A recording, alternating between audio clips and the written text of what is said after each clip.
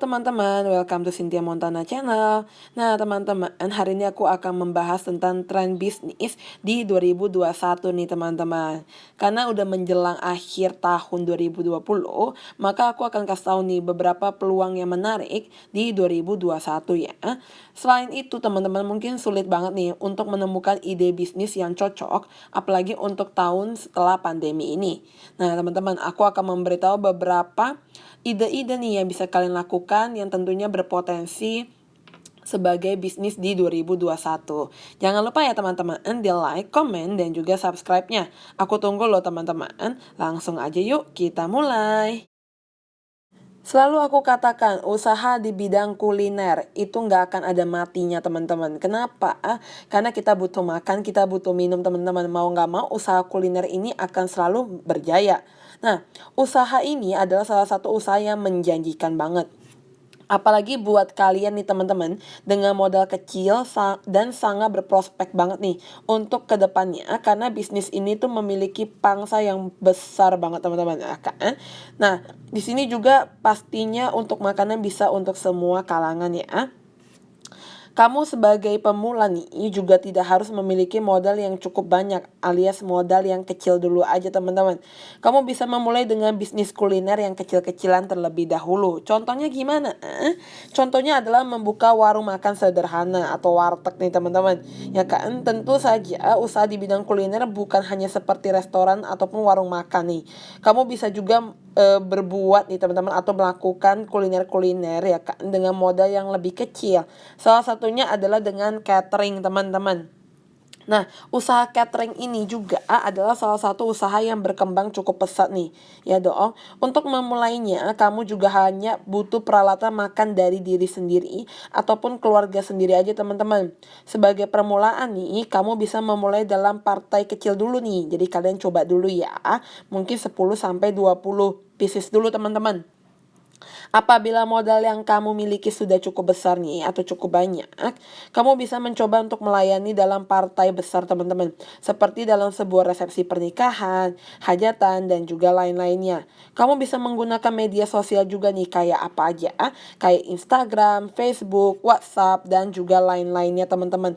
Untuk memikat konsumen ya. Nah lanjut. Nah, selanjutnya adalah pembuatan makanan ringan, teman-teman. Bisnis makanan ini adalah salah satu jenis usaha yang sedang marak banget nih untuk diperbincangkan, ya dong, teman-teman. Khususnya buat generasi milenial, generasi micin, ya kan, teman-teman. Bisa kamu lihat sekarang nih, ketika keluar rumah, pasti ada aja nih, teman-teman, yang menjual makanan-makanan ringan, makanan-makanan micin. Nah, bisnis ini juga bisa mempunyai keuntungan, teman-teman, yang menjanjikan banget loh. Apalagi di era digital marketing kayak gini teman-teman, modal yang dibutuhkan juga nggak terlalu banyak. Jadi bisa nih buat kalian yang masih pemula ya. Nah, selanjutnya adalah usaha di bidang fashion nih teman-teman. Jenis peluang usaha baru ini adalah selanjutnya lebih kepada usaha yang bergerak di bidang fashion teman-teman. Fashion merupakan industri yang pertumbuhannya bisa dibilang pesat banget. Iya nggak sih teman-teman? Bukan hanya di Indonesia aja tapi di seluruh dunia loh. Ini memiliki potensi yang cukup besar ya teman-teman.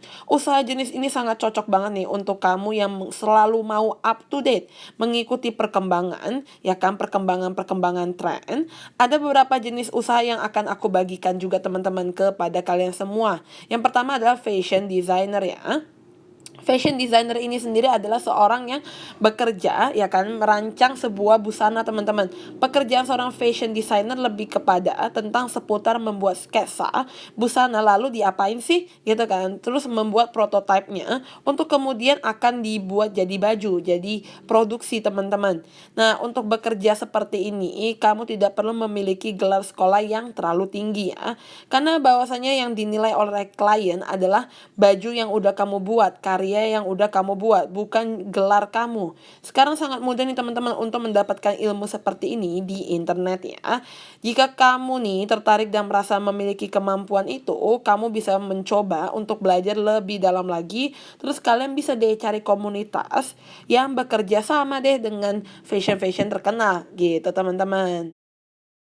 Selanjutnya adalah fashion blogger, teman-teman. Jika kamu tidak memiliki kemampuan seperti analisa sebuah tren, ya kan, yang akan datang nih teman-teman, dan melakukan desain pakaian, kamu bisa mencoba sebuah usaha nih teman-teman, yaitu fashion blogger. Nah, kamu bisa berbagi kata-kata yang indah ataupun membuat artikel-artikel yang terkait dengan tren-tren fashion, teman-teman. Ya kan? Nah, kamu bisa upload itu di blog kamu sendiri atau di artikel kamu sendiri, teman-teman.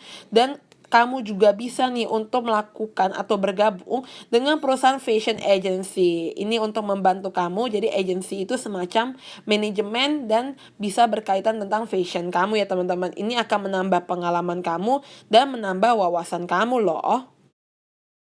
Digital marketing teman-teman adalah salah satu jenis bisnis yang sedang naik daun nih. Digital marketing adalah sebuah bisnis yang menggunakan strategi pemasaran digital nih teman-teman di dunia online ya untuk menciptakan transaksi yang lebih besar daripada hanya dari mulut ke mulut aja teman-teman.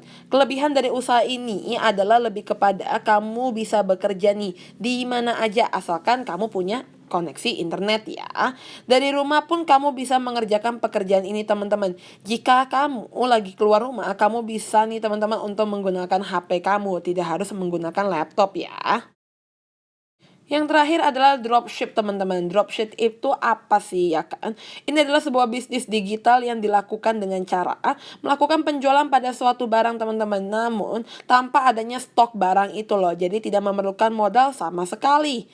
Nah ketika kamu atau ada pelanggan nih yang mau membeli, kamu hanya cukup menghubungi sellernya aja teman-teman untuk mengirimkan barangnya ke pelanggan itu untuk membeli produk yang ada di toko kamu.